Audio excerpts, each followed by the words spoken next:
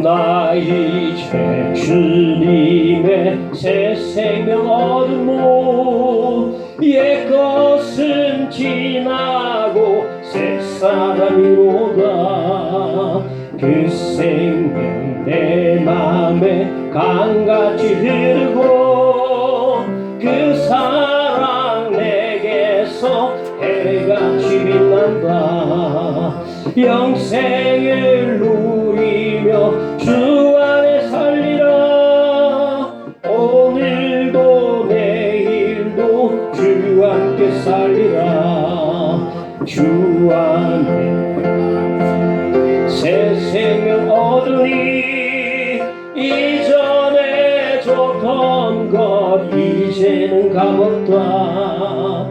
하늘의 은혜와 평화를 맛보니 찬송과 기도로 주 함께 살리라. 영생을 누리며 주 안에 살리라. 오늘도 내일도 주 함께 살리라. 산천도 조목도 새 것이 되었고 죄인도 원수도 친구로 변한다. 새 생명 얻은 자 영생을 누리니 주님을 모시마 새 하늘이로다. 영생을 누리며 주 안에 살리라. 오늘도 내일도 주 따라가는 길 험하고 멀어도 주 따라가는 길 험하고 멀어도 찬송을 부르며 뒤따라가리라. 나 주를 모시고 영원히 살리라. 날마다 섬기며 주 함께 살리라. 영생을 누리며 주 안에 살리라. 오늘도 내일 주 따라가는 길 험하고 멀어도 주 따라가는 길 험하고 멀어도 찬송을 부르며 뒤따라가리라. 나 주를 모시고 영원히 살리라. 날마다 섬기며 주 함께 살리라. 영생을 누리며 주 안에 살리라. 오늘도 내일도 주 함께 살리라. 함께 멜레스 기도하십시다. 기도드립니다. 아버지 하나님, 주여 말씀으로 드시고 함께 하시고 내주시옵소서. 주님을 하시고 말씀을 하시고 그 사랑을 숨겨두게 하시고 주님 말씀으로 말씀하시사 주의 음성이 되어 우리 가운데 들려지게 하여 주시기를 기도드립니다. 주여 십자가 밑에 나갑니다. 감추시고 주님께서 원하시는 말씀 전해주시기를 기도드리며 겸손하게 주님 앞에 나가 말씀을 듣겠나이다 라는 마음으로 주님 귀를 기울여 나가도록 인도하여 주시옵소서.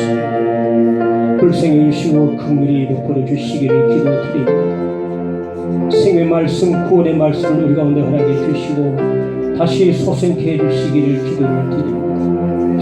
주님의 시간에 임재해 주시고 모두 주 임재 가운데 들어갈 수 있도록 하나님 함께 하시고 예배자로 쓰게 해주시고 찬송하며 경배하는 자로 앞에 설 수 있도록 도와주시기를 기도드립니다. 주님께서 영광 받아주시오 우리 가운데 은혜로 임하여 주시기를 기도드립니다. 그날 심령 주께서 붙드시고 함께 하시고 은혜를 주옵소서. 믿습니다.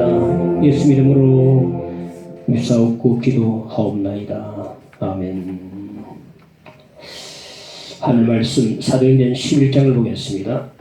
11장 11절에서 18절까지 보겠습니다. 마침 세 사람이 내가 유숙한 집 앞에 서 있으니 가이사랴에서 내게로 보낸 사람이라. 성령이 내게 명하사 아무 의심 말고 함께 가라 하시네.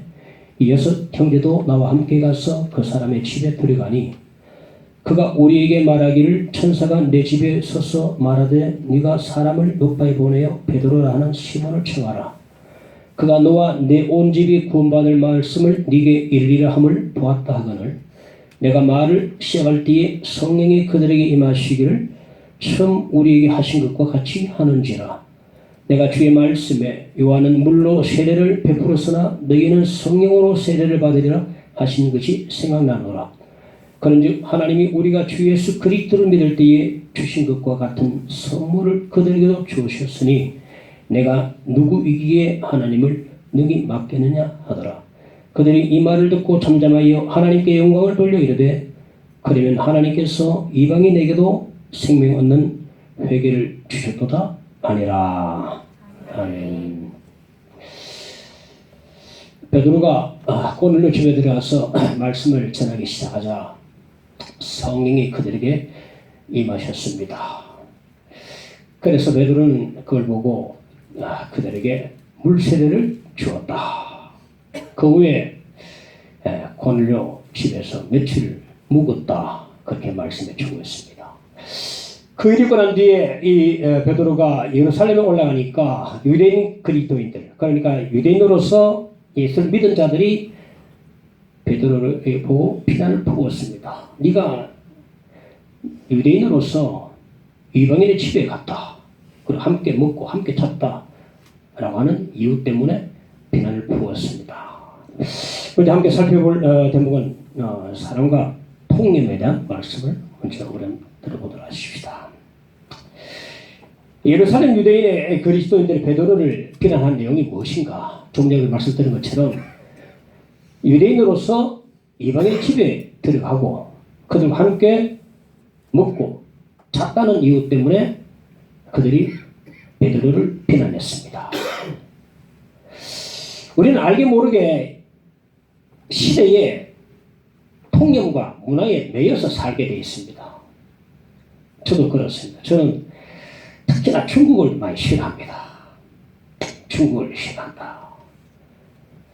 왜냐하면 여러 가지 이유가 있습니다. 만주 땅은 원래 고구려 땅으로서 역사적으로 우리 땅이거든요.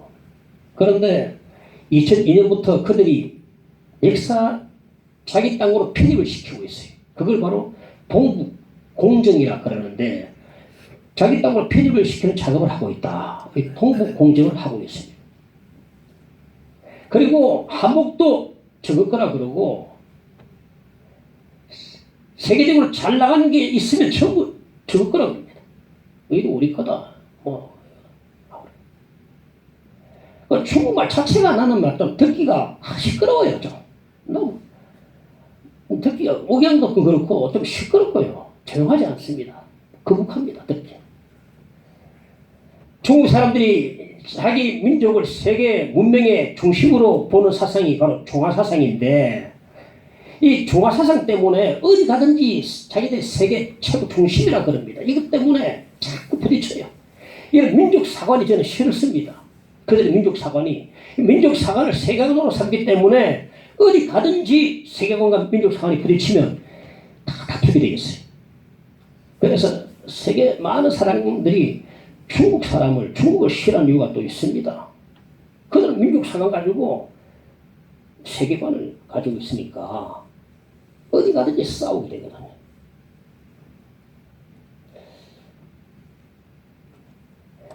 저도 이렇게 중국을 싫어하는 사람 중에 한 사람인데요.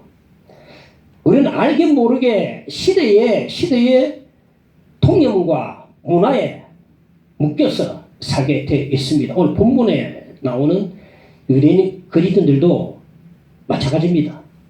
네가 유대인으로서 어떻게 이방인의 집에 들어갈 수 있느냐? 이게 그 시대의 통념이거든요. 통념이다.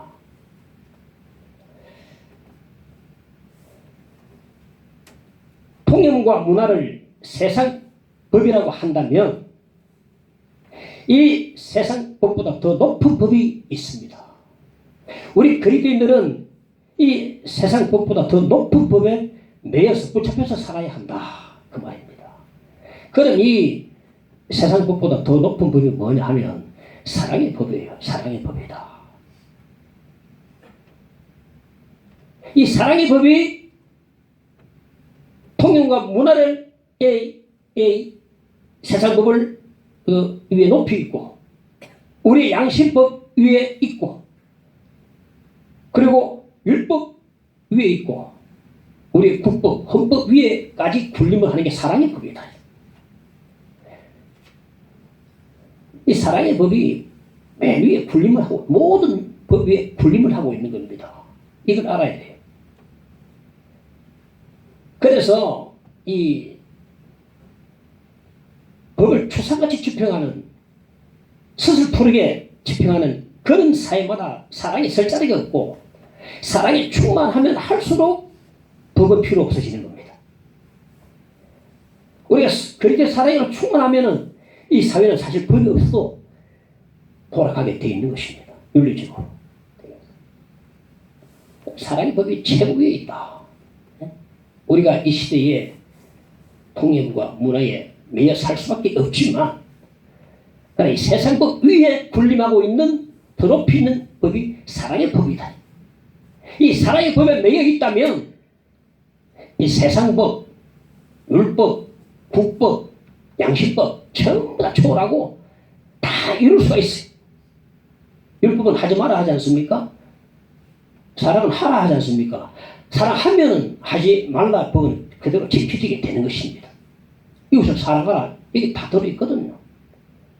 이웃을 사랑하면 남의 것 도둑질 하지 않고 엄난하지 않고 그죠? 하나님을 사랑하면 안식을 지키게 되고 사랑의 법에 다 이루어지게 되어 있는 것입니다. 하나님은 사랑의 하나님이십니다. 그래서 모든 사람들에게 햇빛을 골고루 비춰주시고 그리고 모든 사람들의 골고루 비를 뿌려주시는 은총의 하나님이 되십니다. 하나님께서는 이방인도 사랑하십니다. 고넬료 집안에 모여있는 그들을 먼저 찾아가신 하나님이십니다. 하나님의 사랑은 우리의 통념과 문화, 우리의 체면과 전통과 한계까지 전부 다 초월하는 것입니다. 하나님 크신 사랑은 청량다 못하네. 영원히 변치 않는 사랑, 성도의 찬양하세요. 이런 찬양이 있지 않습니까? 크신 사랑, 청량도 못한 하나님의 사랑. 다 모든 통념 문화를 다 초월하고 그 위에 군림하는 것이 하나님의 사랑이잖아요. 사랑. 하나님께서는 원수까지도 사랑하라 하셨습니다. 로마서 13장 8절에 보니까 남을 사랑하는 자는 율법을 다 이루었느니라 말씀하거든요. 사랑은 우리의 문화, 율법까지 다 뛰어넘습니다. 하나님은 사랑의 하나님이십니다. 이 사랑의 하나님을 누가 막을 수 있겠는가? 아무도 막을 수 없어요. 단지 그 사랑에 순종할 따름입니다. 지난주 금요일날 오후쯤 돼서 집사람이 여보 남구령시 매장에 한번 같이 가볼래요? 그래 이야기를 했어요. 또 가보려고 나 오늘 금요일 오후에 설교 준비해서 난 못 가겠다 그랬어요. 실은요 그런 이유도 있지만은 실은 전화를 해도 안 받고 밖에 불러내서 식사를 해도 효과가 없어요. 하면서 교회 나오라 효과가 없더라고. 몇 차례 해도 마음이 많이 다쳐버리더라고. 내가 설교 준비도 해야 되지만 마음이 다쳐버렸어요. 그래서 집사람 뭔가 싸들고 또 그 매장에 찾아갔던 것 같습니다. 가니까 없었어요. 그 예수님은 여직원이 도리어 미안하게 생각하고 집사람한테 감동을 좀 먹은 것 같아요. 이렇게 꾸준하게 계속 싸들고 찾아오고 감동을 좀 먹은 것 같아요. 사랑은요 계속 찾아가게 만드는 것 같습니다. 통념을 깨뜨리고 뭔가 생각 판단을 깨뜨리고 위에 굴리면서 계속 나가게 만드는 것 같아요. 집사람 힘이 빠져서 내게 돌아와서 물었습니다. 아직도 기도는 하고 있지요? 물론 기도는 하고 있지. 하면 눈물이 좀 나더라고요. 기도를 하고 있지 하면서 눈물이 좀 나더라고요. 개척교회 목표를 해보면, 이 작은 교회를 해보면 눈물이 자꾸 나더라고요. 나가는 사람은 많고 들어오는 사람은 없고. 그러면 한 사람이 그래 귀한데 이 성도들은요, 목사와 약속을 그냥 어기도 된다고 생각을 같아요. 당연하게만 받아들인다고 생각을 같아요. 약속으로 안 옵니다. 목사는 마음에 상처가 있게 돼요. 눈물이 마를 때가 없어요. 물론 기도를 하고 있지 하면서 눈물이 좀 났습니다.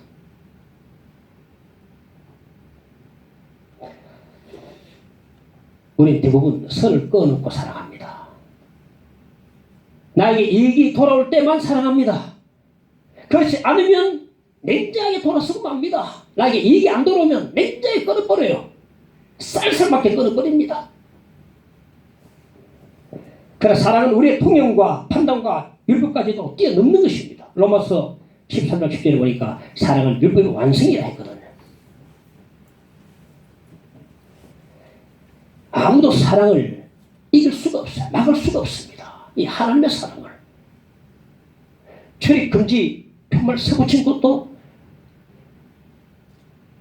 물가시키면서 뚫고 들어갑니다. 이 사랑을 막을 수가 없다. 내가 하나님을 어떻게 막을 수 있겠는가, 막겠는가. 이 사랑, 이 하나님의 사랑,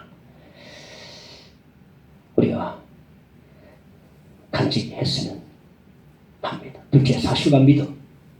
오늘 본문 10절을 보면 베드로가 갈릴리 가시 차로로 가면서 욥과의 6 형제도 함께 가는 걸 볼 수 있습니다.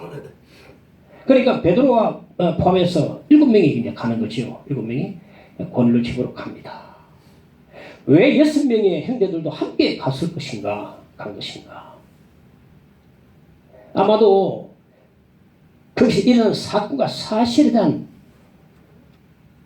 증인의 역할을 하기 위해서 가지 않았나 생각합니다.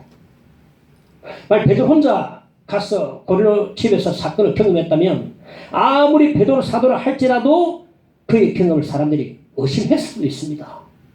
그런데 베드로를 포함해서 7명의 증인이 있거든요. 증인이 있단 말이에요. 베드로가 자신이 경험한 사실을 이야기합니다. 나도 처음에 이방인 고넬료 집에 가기 싫었어. 그러나 성령께서 가라 하시기에 순종해서 집에 갔어요. 그리고 말씀을 전하는데 놀랍게도 그들에게 성령이 임하셨어요. 모두 다 예수를 믿는 역사가 나타났다. 그래서 그들에게 세례를 주고 그 집에서 며칠을 더 묵었다. 이게 사실이다. 하지만 듣는 사람들은 의심합니다. 거짓말이다. 그럴가 있나? 이방인에게 하나님 어떻게 성령을 부어주시고 어떻게 구원하신 말이 이방인인데 어떻게 역사하신단 말인가? 그는 그럴 리가 없다. 그럴 때에 함께 간 6명이 베드로 옆에서 지원을 사기를 합니다. 우리도 보았다. 베드로 말이 사실이다. 한 사람도 아니고 7명이 경험한 사실입니다. 어찌 안 믿을 수 있겠습니까? 성경에는요, 예수 부활에 대한 증인들이 차고 넘칩니다. 5명의 형제가 일시에 부활하신 예수님을 만났다고 말씀을 주고 있습니다. 그리고 당시에 대부분 살아있었다고 말해주고 있습니다. 무슨 말입니까? 부활이 의심되면 그들을 찾아가서 한번 물어보라 이 말이거든요. 지금 대부분 살아있다 이 말이에요. 예수 부활을 직접 목격한 사람들이 살아있다. 가서 물어보라. 사람들이 예수를 안 믿는 이유는요, 증거가 부족해서 안 믿는 게 아니고 안 믿으려고 작정하기 때문에 안 믿는 것입니다. 왜 사람들이 예수를 안 믿습니까? 어느 지금 은퇴한 목사님은요, 예수를 안 믿을 때에 세상 재미를 빼앗기기 싫어서 예수를 안 믿었다고 합니다. 세상의 재미가 너무 좋아서 솔솔한데 예수 믿으면 다 빼앗길 것 같아서 예수를 안 믿었다는 거예요. 교회에 나왔으면 은혜를 안 받으려고 막 그러잖아. 왜 사람들이 예수를 안 믿는가 하면 예수를 믿으면 시간 빼앗기고 물질 빼앗기고 계획도 전부 다 뒤틀어지고 삶도 재부팅 해야 되고 그리고 재미에 세상의 쾌락 재미 다 빼앗기버리고 혹시나 그러다 은혜 받으면 이상하게 될까봐 비이성적이고 비합리적인 사람이 될까봐 광신도가 될까봐 그리고 지금 삶을 접고 혹시나 오지요 성교사로 나가게 될까봐 겁이 나가가지고 나서 안 믿는 것입니다. 혹시 내가 변화가 일어날까봐 지금 이게 괜찮은데 이 사랑이 지금 괜찮은데 뒤틀어지고 계획이 다 숲으로 돌아가고 다시 새롭게 짜야 될까봐 이게 이제 딱 그런 생각이에요. 그중 가장 큰 문제가 뭐냐? 물질 문제거든요. 물질 문제. 지금 내가 헌금을 하게 되면 현실적으로 계산이 안 맞다. 계산이 안 나온다 이 말이에요. 계산 안 맞다. 우리 헌금을 하는 사람들 중에 11조 하는 사람들 중에 계산 따져서 하는 사람 아무도 없습니다. 믿음이 들어가니까 하는 것입니다. 믿음이 들어가니까. 믿음대로 하는 것이에요. 계산 따져보십시오. 이게 나옵니까? 생활 속에서 안 나오죠. 이렇게 될까봐 두려운 것입니다. 믿음이 들어가면 헌금하게 될까봐 두려운 것입니다. 그래서 사실을 외면하고 사실을 도피하는 것입니다. 마이클 그린이 도피한 현대인이라는 책을 좋은 책을 쓰기도 했습니다만 이 엄연한 성경의 사실 팩트를 막아쓰려고 하는 것입니다. 막아쓰려고 한다. 도피하고 막아쓰려고 한다. 막지 말아야 합니다. 누가 사실을 막을 수 있겠습니까? 아무도 없어요. 이는 떨어지는 포커스를 손으로 막는 것과 똑같은 것입니다. 어리석은 자를 알 수 있습니다.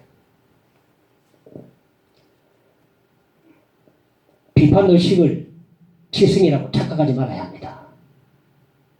사실을 인정하고 받아들이는 것이 진정한 지성입니다.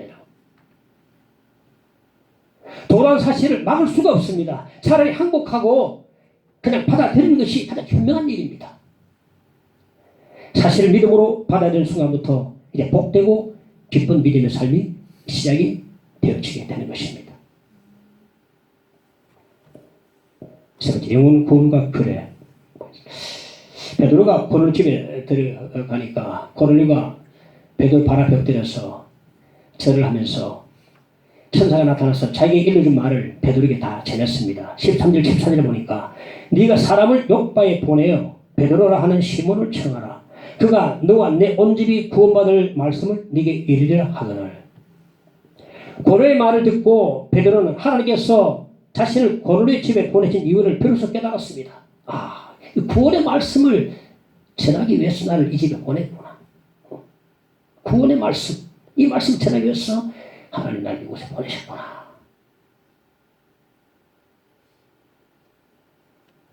다시 말해서 구원의 말씀을 전하라고 하나님께서 나를 이 집에 보내셨는데 규례를 좀 어긴다 한들 그게 뭐 대수냐 이 말입니다. 규례가 뭡니까? 유대인들이 이방의 집에 가지 못한다는 것이 그 당시 규례와 관습이거든요. 당시 유대인들은 이 관습 따라서 살았습니다. 베드로가 뭐라고 말하는 것입니까? 영혼 구원이 우선이지 영혼 구원을 위해서 이방인의 집에 들어갈 수도 있는 거지 그게 무슨 큰 문제냐? 영혼 구원이 우선이냐 규례와 관습이 우선이냐? 즉 영혼 구원을 위해서는 규례처럼 안 지켜도 된다는 말이거든요. 뭐가 우선이냐 하는 것입니다. 영혼 구원이냐 규례냐? 구원을 위해서 이방인 집에 들어갈 수 있는 거지 이게 뭐 큰 대수냐? 예수께서 이런 양의 비유를 말씀하실 때 배경이 있습니다. 누가복음 15장 1절 2절에 보면 모든 세리와 죄인들이 말씀을 들으러 가까이 나오니 바리새인과 서기관들이 수군거려 이르되 이 사람이 죄인을 영접하고 음식을 같이 먹는다 하더라. 그러자 예수께서 이런 양의 비유를 그들에게 말씀해 주신 겁니다. 이 비유에서 예수께서는 99마리를 들여두고 잃어버린 한 마리 양을 찾기 위해서 찾고 찾는 목자 심령을 이 비유에서 말씀해 주고 있거든요. 서기관들과 바리새인들은 그들의 규례와 관습을 앞세웠습니다. 세리와 죄인들을 가까이 해서도 안 되고 같이 식사도 해도 안 된다. 이게 바로 그들의 관습, 그들의 문화였어요. 그들은 신앙의 생활의 목적도 예배 목적도 모르는 사람들입니다. 혹시 우리가 이럴 줄 모릅니다. 바리새주의에 빠져가지고 바리새 종교에 빠져 있는지도 모릅니다. 신앙 생활의 목적도 모르고 예배 목적도 모른 채 우리가 살아갈 수가 있다는 겁니다. 이런 양의 비유에 나오는 목자의 심정은 곧 하나님의 심정입니다. 디모데전서 2장 4절에 보면 하나님은 모든 사람이 구원을 받으며 진리를 아는 데 이르기를 원하시느니라. 이 말씀은요, 보편 구원을 말하는 게 아니고 잃어버린 한 사람, 한 영혼을 위해서 하나님께서 찾고 계시는 그 애타는 마음, 그 간절한 심령을 말씀을 주고 있거든요. 모든 사람이 구원에 이르기를 원하시는 하나님의 성품이요, 한 애타는 심정을 말해주고 있는 것입니다. 하나님께서는 고넬료와 그의 일가 친척을 찾고 또 찾으셨습니다. 베드로가 비로소 이 사실을 깨달은 것입니다. 베드로 하나님을 막을 수가 없었습니다. 교례보다 영혼 구원이 우선입니다. 그래서 말하기를 구원의 말씀을 전하는데 교례 좀 어기는 게 못했수인가? 베드로가 이렇게 말하고 있는 것입니다. 제가 어느 교회에 담임할 때인데 주 예배가 시작되는데 30분이 돼도 그 핵심 멤버 여자 집사님이 예배를 참석을 안 했어요. 그러니까 신경 쓰여가지고 설교가 뚝뚝 끊겨버려요. 왜 안 왔을까? 이 장교를 하다 보는 거예요. 자꾸 막 이 앉을 자리에 안 앉아있으면 왜 안 왔을까? 자꾸 생각하다 보면 설교가 잘 안 돼요. 자꾸 설교가 끊기더라고. 신경 쓰다 보니까. 30분 지나서 이제 자리에 또 앉아왔어요. 나도 그렇고 온 교우들이 그를 보는 시선이 곱지 않았어요. 아유, 집사님 돼가지고 저는 이렇게 30분 지나서 오다니. 예배를 마치고 실상을 물어보니까 그날 주일날 꼭 예배 참석하겠다고 약속한 한 사람 거기 있었는데 그 사람 집에 가가지고 설득하고 기다리다가 보니까 늦어버린 거야. 그런데 기다린 보람도 없이 안 오겠다고 말하더라. 그래서 혼자 왔다 이겁니다. 그래서 예배 시간에 늦게 왔습니다. 목사님 죄송합니다 하는데 무턱대고 오해한 내가 오늘 미안했습니다. 그런 일이 있었구나. 그래도요, 어떤 사람은 그럽니다. 그래도 집사님 예배 시간 늦으면 안 되지. 여러분, 전도하다가 예배 시간 늦는 것은 괜찮습니다. 그를 어기도 괜찮습니다.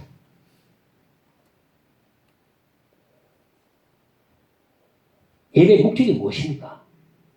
성경 공부 목적이 무엇입니까? 우리 교회 안에 모든 신앙생활의 목적이 무엇입니까? 정도에 있고 영혼 구원에 그 목적이 있는 것입니다. 예배 목적은 영혼 구원에 있는 것입니다. 그러므로 전도를 하다가 혹은 한 사람을 인도하기 위해서 늦는 것은 100번 늦어도 괜찮다는 거예요. 규례를 어겨도 괜찮습니다. 과거에 조만식 장로님이 자기 재단대 주기철 목사님이 재단대 교회 안에서 이제 주기철 목사님 청빙해서 조 목사님이 이제 목사님 되고 조장님이 이제 장로님 되시는데 하루는 주일날 장로님이 늦게 오시고 목사님이 어디에 서 계세요. 와, 근데 요즘 석에 서 해가지고 쓸 사람 누가 있습니까? 후닥 나가 버리는데 정말 경건한 분입니다.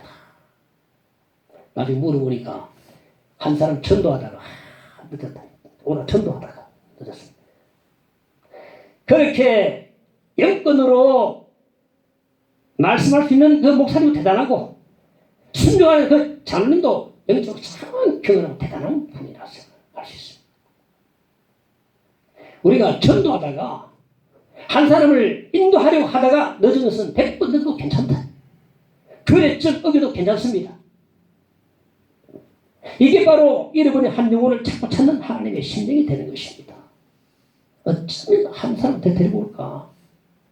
목자의 심정, 이 하나님의 심정이거든요. 잃어버린 한 사람, 99마리는 일단 두고 기르던 한 마리 양을 찾기 위해서 찾고 찾는 그 목자의 심정. 이게 바로 하나님의 심정이 되거든요. 이런 하나님의 심정을 막을 수가 없어요. 이 하나님의 심정을 다 가질 수 있기를 간절히 축원합니다.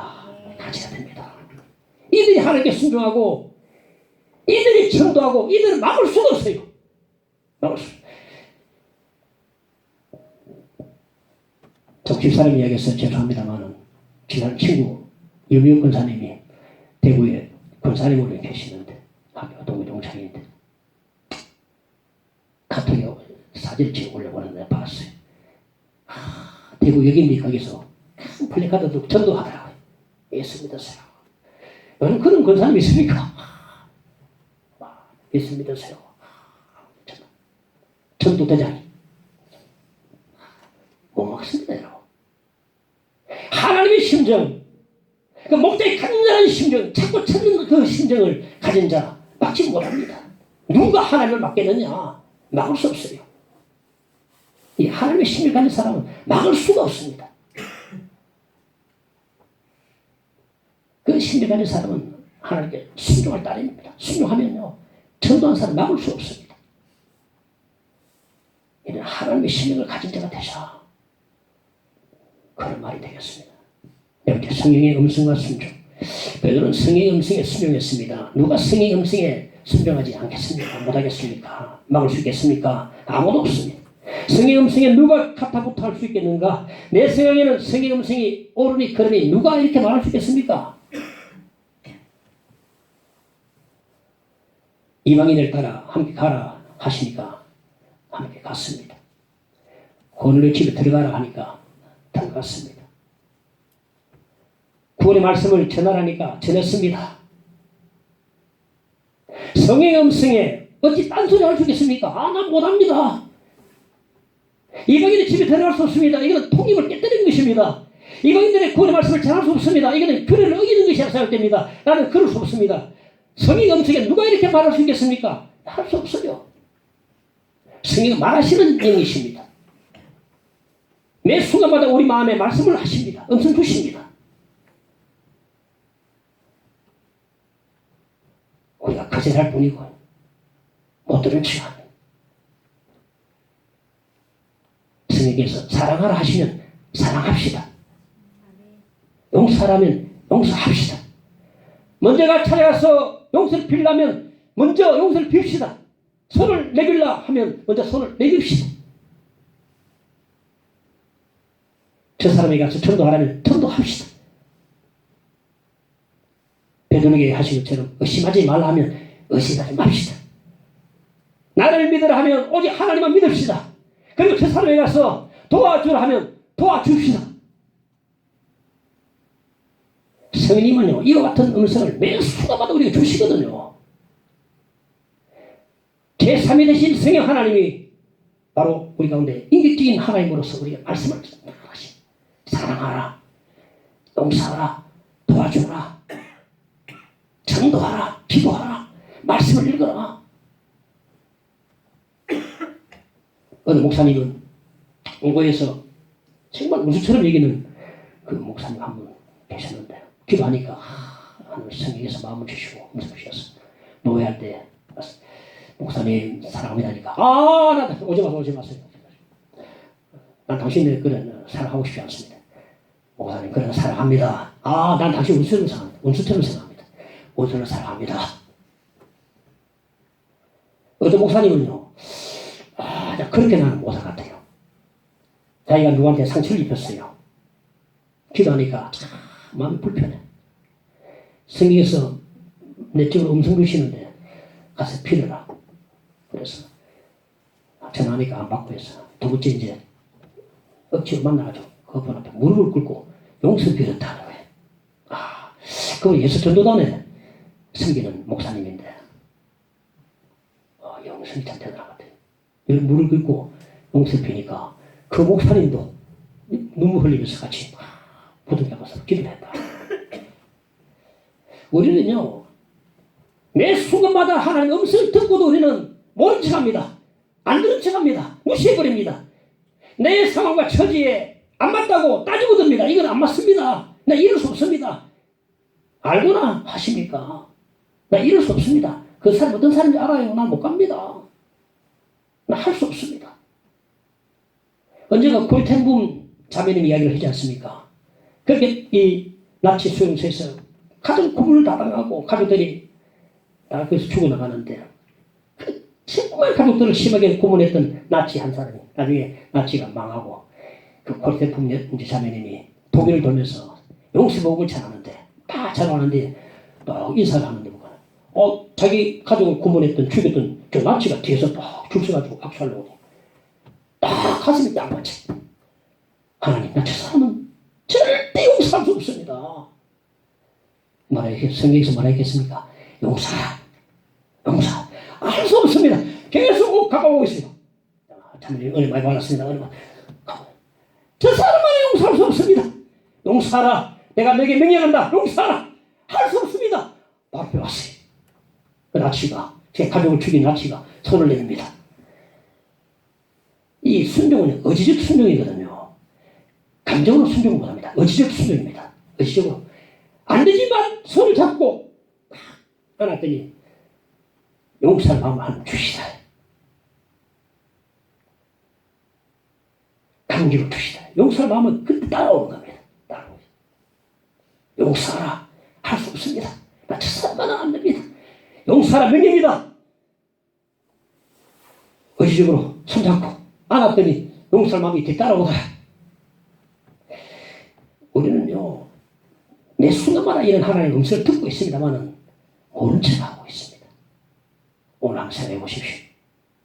내가 누구한테 먼저 사랑을 하고 누구에게 먼저 내가 용서를 빌고 누구한테 먼저 감사하다고 말을 해야 될 것인지. 우리 교인들 보면 감사합니다, 사랑합니다 말이 너무나 없어요. 감사합니다, 미안합니다 말을 미안합니다 말 좀 합시다. 딸딸 미안합니다. 감사합니다. 우리 믿는 사람들은요 감사합니다, 미안합니다, 죄송합니다 말을 참 많이 할 것 같아요. 감사합니다, 사랑합니다 말을 좀 많이 할 것 같아요. 사랑하라 해도 가만, 용서하라 해도 가만 모른 척 넘어가면 되니까 하루만 지나가면 뭐 모른 척 시간에 해결해 준다. 이렇게 성령의 음성을 막았으니까 기쁨도 평안함도 자유함도 없는 겁니다. 성령의 하나님이 누가 막을 수가 없다 이 말이에요. 성령의 음성에 우리 순종하는 성도들이 되시기를 간절히 축원합니다. 사랑하는 사랑합시다. 용서하는 용서합시다. 내가 먼저 손을 내밉시다. 전도합시다. 내가 도와줍시다. 난 누가 안 도와주나 하지 말고 도와줍시다. 음성 매주시거든요. 순종하면 성령 충만하고 기쁨 충만한데 우리 모른 척하고 지나가 버리는 말거든요. 다섯 번째 주의 말씀과 확신입니다. 베드로가 고넬료 집에 모여있는 사람들에게 말씀을 전하니까 성령이 그들에게 임하셨는데요. 모두 다 성령을 다 받았습니다. 이 순간에 베드로는 예수께서 하신 말씀이 생각났습니다. 16절에 보니까 내가 주의 말씀에 요한은 물로 세례를 베풀었으나 너희는 성령으로 세례를 받으라 하신 것이 생각나노라. 이 말씀은 예수께서 감람산에서 설전하기 직전에 하신 말씀인데요. 생각나노라. 베드로는 고넬료의 집에 모인 사람들이 성령 받는 것을 보는 순간에 주님의 이 말씀이 생각나는 것입니다. 주님 말씀대로 이들이 성령을 받았구나. 오순절에 우리가 성령 받은 것과 똑같이 좀 성령을 받았구나. 확실하구나. 그래서 주저없이 그들 물세를 줬어요. 물세를 주저없이 떼시구나. 우리가 생활 현장 속에서 어떤 행동 원리를 따라서 살 것인지 살아야 할지 어떻게 해야 할지 하나님의 뜻을 찾고 확신 있게 행동하기를 원한다면 긴 말할 것 없어요. 말씀을 읽으시기 바랍니다. 말씀을 많이 읽으시기 바랍니다. 이 말씀을 읽어야 합니다. 긴 말할 게 없어요. 말씀을 많이 읽어야 한다. 그러면 어떤 특별한 순간에 특별한 현장에서 베드로처럼 그때 그 말씀이 생각이 딱 나게 되는 겁니다. 생각나더라. 그럼 뭡니까? 주님이 이 말씀 여기서 적용하라고 나에게 주신 이 말씀이구나. 확신의 생각이 되거든요. 확신. 생각 많이 하셔야 됩니다, 여러분. 암통도 많이 하셔야 됩니다, 여러분. 생각나노라. 그때 어려우시 들은 말씀이 생각나는 겁니다. 그래서 확신 있게 물세를 확 주버렸어요.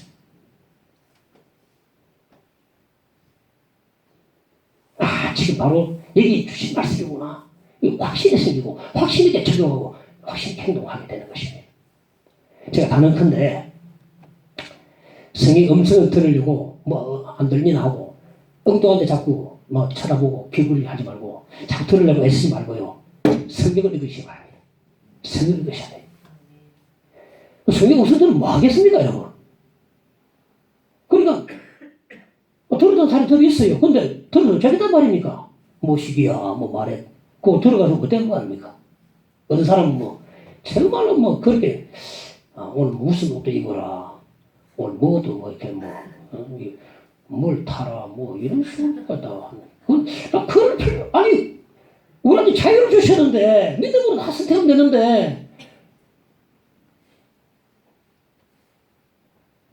건물 기초가 놓여지고요 구조물이 세워지면요 다시 기초로 돌아가는 부분은 없습니다. 사도시대 때 사도들은요 주께서 내게 이르시되라고 말을 자주 했는데요 그때는 아직 신약 성경이 주어지지 않았던 사도시대였음을 알아야 합니다. 신약 성경 27권이 지금 우리에게 주어졌는데 지금 다시 옛날 사도시대로 돌아갈 필요도 없고 돌아갈 수도 없어요.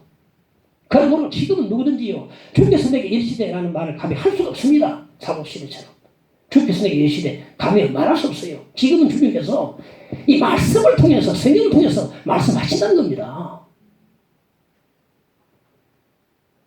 이 성경을 통해서 말씀하신다. 우리가 읽고 들은 말씀을 베드로처럼 그때그때 생각나게 하시는 것입니다. 그 말씀을 통해 확신을 주시고 확신 있게 행동하게 하시는 것입니다. 아무쪼록 여러분 성경 말씀을 많이 읽었어요. 그래서 공부가 필요하고 암송이 필요하고 말씀과 실험해야 됩니다. 여러분. 목사만 그걸 합니까? 성도들이 다 말씀을 실험해야 됩니다. 생각나노라. 아니 외운 게 있어야 들은 게 있어야 읽은 게 있어야 생각이 나지. 그래 적용을 하고 확실히 행동을 하지. 다 배워보십시오. 생각나노라. 바로 그때 막 주정식 목사를 배웠습니다. 이거다. 특별한 상황에서 그 말씀이 딱 생각할 때 이 말씀이구나. 어떤 무슨 들 하지 말고 이 말씀 말이죠. 저는 하루에 하나씩 암송을 합니다.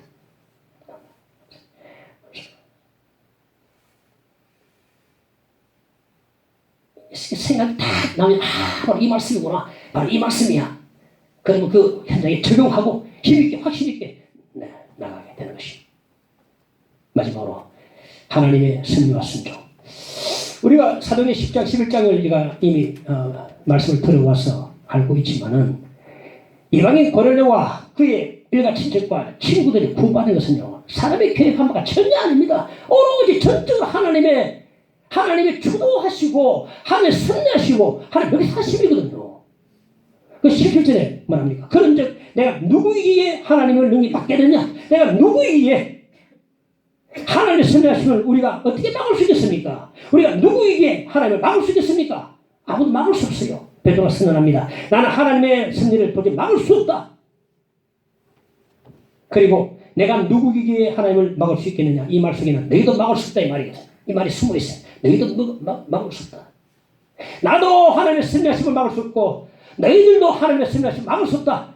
나를 비난하지 말라. 내가 경험한 것을 똑같이 경험했다면 너희도 나와 똑같이 했을 것이다. 하나님의 섭리에 그도 순종했을 것이다. 너희도 똑같이 했을 것이다. 베드로 이 말 듣고 있던 그들 반응은 어떤 반응입니까? 18절에 보니까 그들이 이 말을 듣고 잠잠하여 하나님께 영광을 돌려 이르되 그러면 하나님께서 이방인에게도 생명 있는 회개를 주셨도다 하니라. 그러면 이 말이 중요합니다. 무슨 말입니까? 베드로 당신의 말을 듣고 보니 이제야 알겠다. 이 모든 일이 하나님의 섭리하심이라는 사실을 이제야 알았다. 이방인들에게 구원의 문을 활짝 여신 것도 하나님의 섭리하심이라는 걸 이제야 알았다. 그러면 이제 알았다 이 말이야. 우리에게는 하나님의 섭리하심을 인정함이 필요합니다. 이 잠잠히 하나님을 찬양해야 합니다. 하나님의 섭리하심에 대해서 이렇쿵 저렇쿵 토를 달고 또 하나님 그렇습니다면서 무식하게 질문하지는 말아야 합니다. 더 이상 하나님의 섭리를 거스르거나 하나님의 섭리하심을 막아서려고 해서는 안 됩니다. 저도 간혹 이런 생각이 들 때가 있어요. 내가 어떻게 여기까지 오게 되었을까? 내가 여기 지금 와 있지 않습니까? 이게 내가 어떻게 오게 됐을까? 하다가 그러다가 다는 이해가 못해도 하나님의 섭리하심을 잠깐 받아들입니다. 하나님의 뜻이 있겠지. 다는 이해를 못합니다만 섭리가 있지 않습니까? 하나님 섭리하심이 있거든요. 하나님의 섭리가 있겠지. 우리 하나님이 이루어놓으신 모든 일들에 부정적으로 봐서는 안 됩니다. 아이고 내가 어떻게 저 인간을 만났나. 부부끼리 이런 말해서 안 돼요. 다 이해는 못해도 이 사람 만나면 이해는 못해도 하나님의 뜻이 있을 거야. 뜻이 있을 거야. 술고래 남편 만나도 뜻이 있을 거야. 자기 자신을 변화시키는 한 뜻이 있거든요. 어떤 남자는 술고래고 얘는 집사님인데 나 집사님이 막 깨지더라고요. 술고래 남편 때문에 막 깨지더라고요. 뜻이 있을 거야. 따라합시다. 뜻이 있을 거야. 뜻이 있다. 내가 왜 이런 상황을 만났을까? 내가 왜 이렇게 엉덩이에 왔을까? 내가 왜 이런 사람 만났을까? 이게 아니고 뜻이 있을 거야. 뜻이 있어. 있겠지. 다 이해는 못해도 이제 오게 된 것 이해는 못해도 하나님의 섭리 뜻이 있겠지. 있을 거야. 섭리를 인정하고 받아들이는 것이 참으로 필요한 줄 압니다. 이제 하나님의 섭리하심을 받아들이고 참된 하나님을 영광 돌려드리고 찬양할 때라고 생각합니다. 그리고 하나님의 섭리하심에 묵묵히 순종할 때라고 생각합니다. 따지고 묻고 왜 이럴까 자꾸만 어쩌고 기분하지 말고 하나님 뜻이 있을 거야. 받아들이고 섭리하심 이 자리 현장에서 오늘을 믿음으로 살아야지. 오늘을 믿음으로 그래서 이 현장에 보내주셨으니 이곳에서 충성을 다하고 하나 믿음으로 살아갈 때에 에녹처럼 300일 동안 하나님과 동행할 수가 있게 되는 것입니다. 하나님을 섭리에 순종할 수 있는 저와 여러분 되시기를 주님으로 간절히 축원을 드립니다. 예수 따라가며 449장 함께 찬송하십시다.